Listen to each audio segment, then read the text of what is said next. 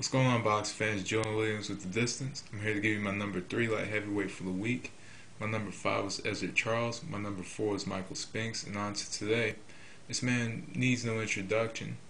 He started off his amateur career at 119 pounds, which in actuality that is bantamweight.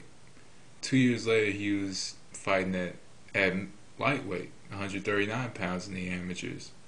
And in 1988, in the Olympic Games in Korea, he was robbed of a gold medal. He ended up winning the silver medal despite easily defeating the opponent, even outlanding him by I believe it was 40 punches. But I know he outlanded him, but he was robbed, and he went on to have a very successful career, and ended up being the most successful boxer out of that whole clan of fighters in the '88 Olympics. But despite not winning a gold medal, he ended up becoming one of the greatest light heavyweights of all time, and more than likely, and perhaps the most sensational boxer out of the '90s, and that was Roy Jones Jr. Now, Roy Jones Jr. started out as a middleweight. He went about 15-0, 15 knockouts, and in around 1993, he went into a matchup with future Hall of Famer and world champion Bernard Hopkins. He defeated Hopkins and won the middleweight championship, and had a few defenses there.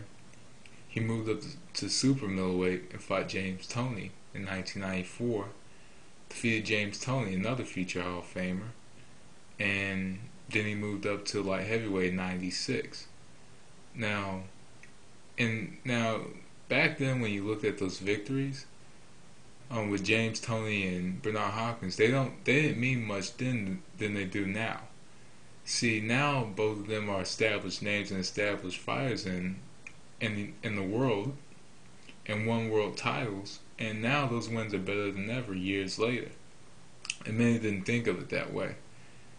But anyway, he moved up to light heavyweight in '96, fought Mike McCallum, won the WBC light heavyweight championship.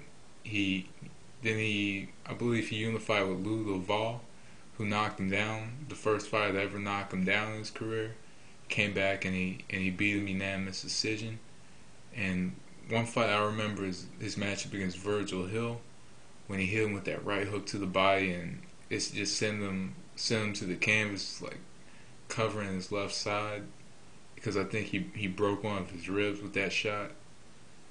And then he won the IBF light heavyweight championship, defeating Reggie Johnson, and then he became like on the second fighter to unify WBC, WBA, and IBF light heavyweight titles, first since Michael Spinks, who was my number 4. But Roy Jones in his prime was unstoppable. His style was so unorthodox that you just cannot teach that stuff in boxing gyms. Just look at his stance and how his feet were set. It was just so unorthodox. Something very unorthodox about that. It looked, from what it looked like, he didn't really have much fundamental boxing around, because everything for him was a show. Everything was based on reflexes. See, with Roy Jones, what many don't understand is his reflexes was his offense and his defense. See, years later, you see Roy Jones, who's a shadow of his former self. See, back in the late '90s, or mid to late '90s, he was unstoppable.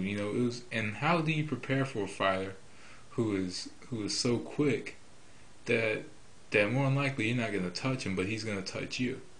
See, you can't hit him to the body because it's not going to hurt him. But if you go for the chin, more than likely you're not going to touch him. He's going to touch you with a counter shot, and which is going to put you on the canvas. See, what was good about Roy Jones was he could counter you with. He knew how to counter any shot. He knew how to counter punch any shot. Sometimes you throw throw something like say you throw the right hook, he'll come under you with like a left uppercut. He'll put you down the canvas. Or sometimes you'll swing and he'll move around, dance around the ring and hit you with a much harder shot that you just don't see coming. And see, I remember the most spectacular knockout I've ever seen, or most entertaining, was when he put his hands behind his back in his matchup against Glenn Kelly, and he moved around and Kelly threw a couple shots, and then all of a sudden this quick right hook came and that sent Kelly to the canvas, and the matchup was over. And I just remember I remember that was one of the most spectacular knockouts I had ever seen. And then he fought Clinton Woods, a future titleist, and he fought Antonio Tarver. Well, he moved up to heavyweight and he defeated John Ruiz. He became a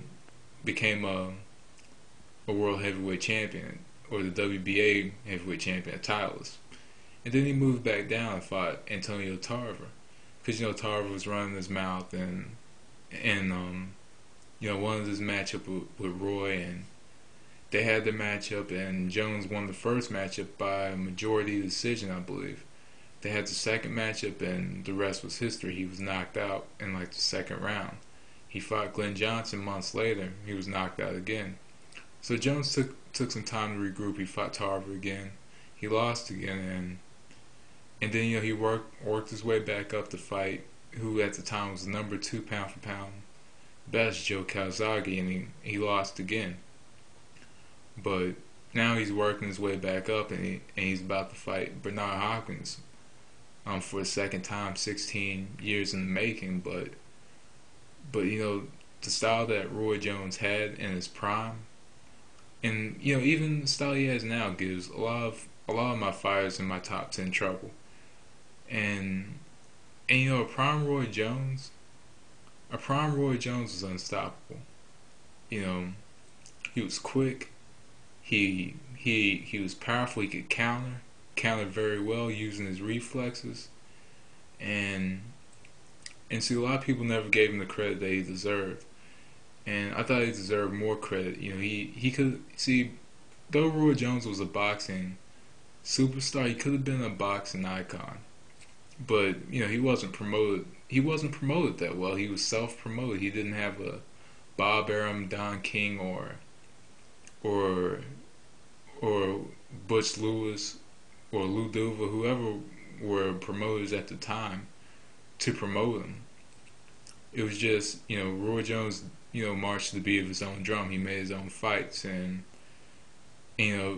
unfortunately, he didn't have the promoters or the pay-per-view numbers that kind of propelled him to boxing, to the boxing elite, as they call it, because men like Tyson and Holyfield were getting all these outrageous pay-per-view numbers, and Roy Jones never got that.